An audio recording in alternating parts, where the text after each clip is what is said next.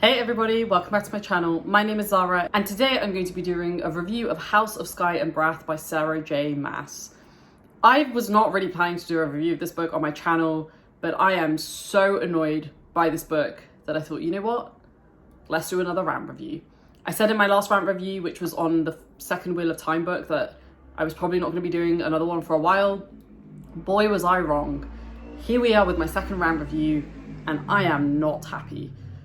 I do want to just preface this that I do think my reading tastes have changed quite a lot in the past year. I don't really think fantasy romance is really my thing anymore. And I'm also just more particular about what I like in the writing that I read and what I like in my characters and what I like in the plot. And I think Sarah J. Maas, I don't think, in my opinion, that she has evolved that much as an author. I feel like her writing is still the same as when I first read Throne of Glass and A Court of Thorns and Roses. I'll be honest, I enjoyed those series. They're fun, they don't take themselves too seriously, and they're a great, I always have viewed them as like a great palate cleanser in between some of the really heavy stuff that I read. I read a lot of heavy stuff, and sometimes even I need a little bit of a chill pill now and then. And Sarah J. Maas has always been that for me. It's always been where I'm just taking a break from some of the deeper stuff that I'm reading. Not to say that these books aren't deep, like you take what you want to take from them. But for me personally, I don't really get any like deep meaning out of her books. They're fun. Yes, they sometimes tackle some interesting themes, but they don't keep me up at night. I don't think about them at night, you know, like I do about Parker books or Abercrombie books. Like the characters don't stick with me as much. Just as a preface, if you really like her, probably don't watch this review or like be ready for the fact that I'm going to be crapping on it for the next however many minutes that I will be talking about it, because I did not like this book. I'm actually very frustrated with the book. I was very annoyed at that ending, and I'm just kind of frustrated that I ended up spending, you know, a week of my time reading this book when I could have been reading something else. So without further ado, House of Sky and Earth is the second book in the Crescent City trilogy by Sarah J. Maas. We pick up from the events of book one, and I'm not going to go into the plot because I feel like if you're watching this, you've probably already read the second book at this point. And if you haven't, you've probably read the first book. So this will have spoilers in it. I'm not going to bother, like, normally I kind of censor spoilers, but I'm just going to go all in because, like I said, this is just going to be me ranting. So I'm just going to go all in. We're going to commit to it. So what didn't I like about it? Ugh, there were so many things that I didn't like about this book. I don't understand why Bryce is loved by everyone. Why does every single person have to fancy her? Why does every single person want to have sex with her? I don't understand. You can have a strong female character without every single person wanting to be with her. It's annoying, it's unrealistic, and honestly, it's just utterly ridiculous. And I found it so annoying that every single time that we were introduced to a new male character, all of a sudden he'd fall in love with Bryce. And I don't understand why. She's not even some exceptionally talented person. She's not exceptionally intelligent. The only thing that is often repeated is the fact that she is attractive and beautiful. So it's just, again, it's focusing on like very surface level things that just, it really annoys me. I like characters with depth. We all know that by now. If you've been watching my channel, even for a little bit, you will know that by now. And none of these characters, bar maybe one or two, have any depth whatsoever. And it's just frustrating. I don't like it. I wasn't enjoying it. I really was not enjoying every single time we were introduced to a new character or an old character from book one and how they were fawning over Bryce. It doesn't make sense to me. And it's just frustrating because it's not realistic. I don't like it when female characters and male characters are loved by everyone because it's just, you're doing something wrong in my opinion, and if everyone loves you. Just gonna put that out there. The second thing that I really didn't like, connected to the first point, is the relationship between Bryce and her lover, Hunt, Athalar. They are unbearable together as a couple.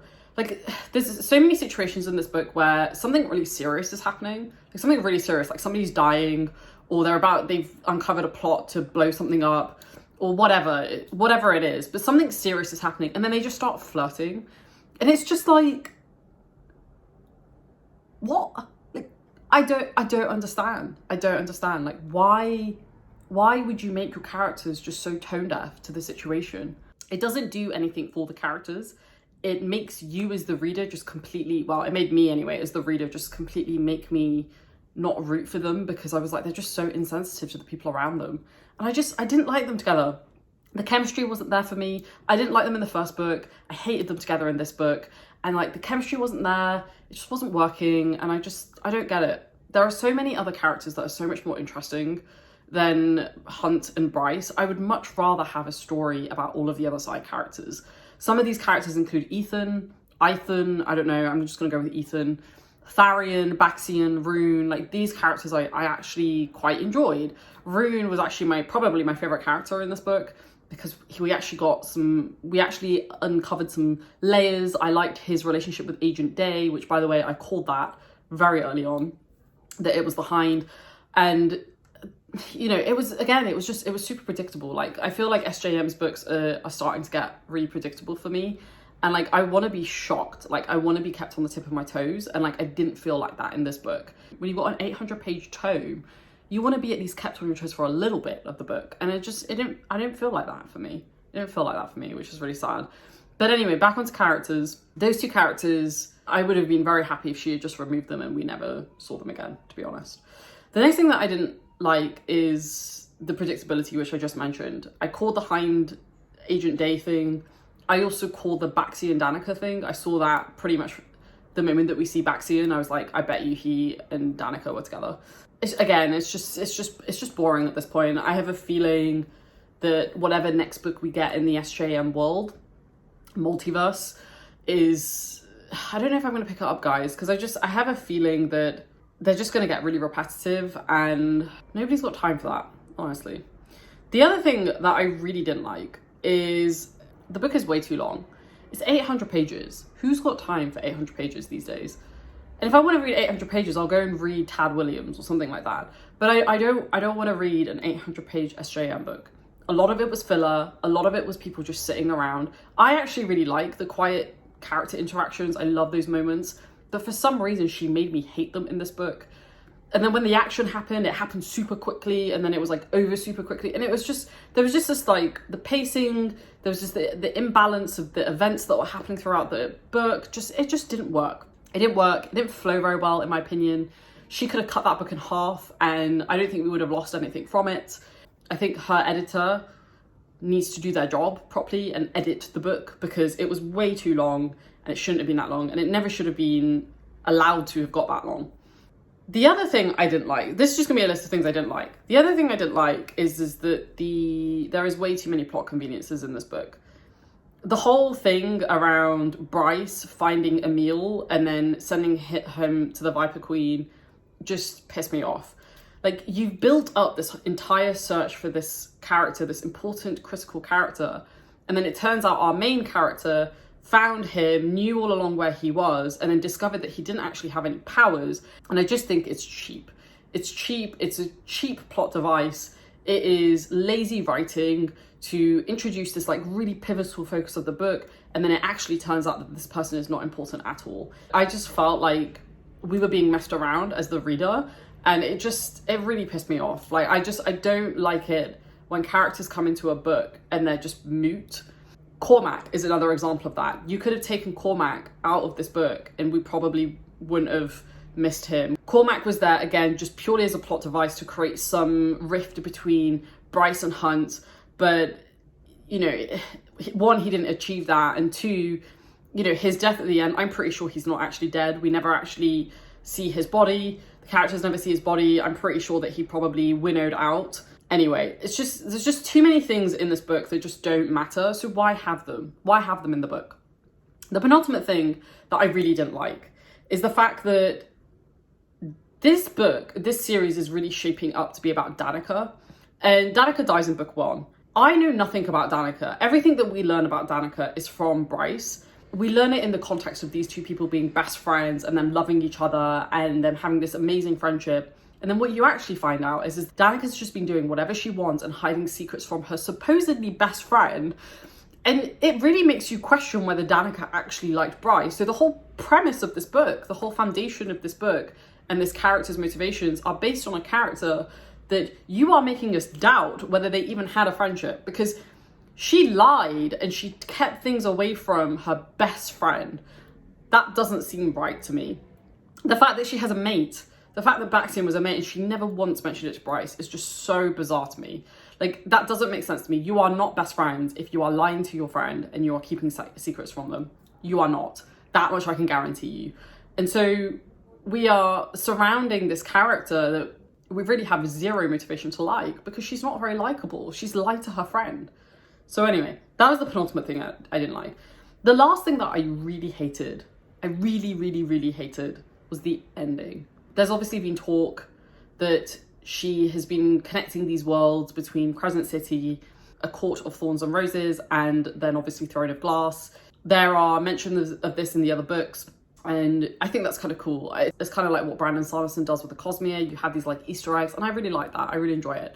But I don't want the books to actually be connected. I don't want the worlds to actually combine.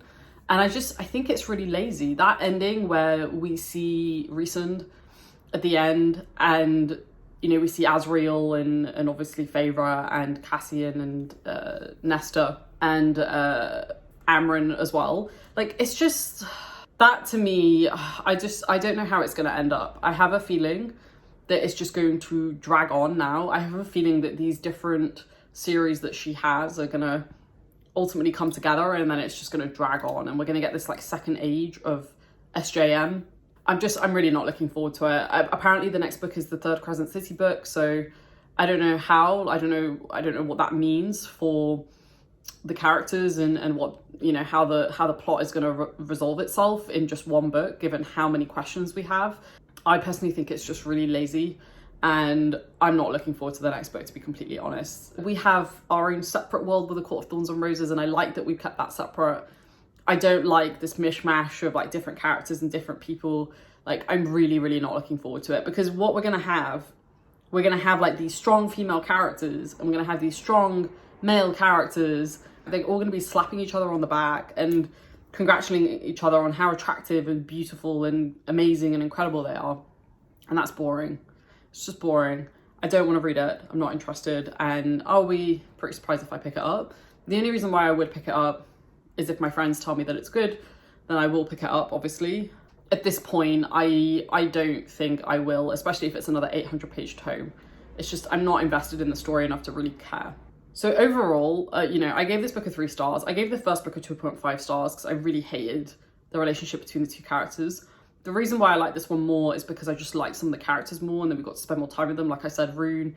I really like Baxian. I do really like Tharion as well. And Ethan as well. Like, I think he's a really, I think he's actually got a really interesting arc coming his way. But I don't care enough about those characters to justify potentially reading the next book. I have a feeling what I will probably end up doing, given that I feel so strongly about this, I will probably end up giving book 1 like a 2 stars, and then actually giving book 2 a 2.5, because I don't think it justifies a 3. I'm very like sour about it, again, because it's like 800 pages, it's a week's worth of reading for me, and I could have read another amazing book in its place. Like I said earlier, I have definitely noticed that my reading tastes have changed, so for me, I think this is just a matter of like me just no longer liking this type of book with these types of themes, with these types of characters, which is fine. People change, our tastes change, and that is absolutely fine. So there we have it. That's my review. I didn't rant as much as my Wheel of Time one, but I mean, I don't really think there was that much that made this book a good book. And yeah, I don't really have anything else to say beyond that. But do let me know if you've read it. I'm really curious as to what you will think about the ending. Did you like it? Did you not like it? Because I've seen kind of mixed reviews on it. And what did you think about some of the character work that was done and the plot work? Like, did you think it was interesting or engaging? Like, I'm really curious, because I feel like I've seen overwhelmingly positive reviews overall, and then like mixed feelings on the ending. But like I said, I'm curious. Be careful of spoilers though. Just like make sure that you do it so that people are aware, and like do lots of paragraph breaks so that it doesn't show unless you actually click on the read more. So anyway, I'm gonna stop there. Thanks for watching, everybody. Stay safe, take care, and I'll speak to you soon. Bye.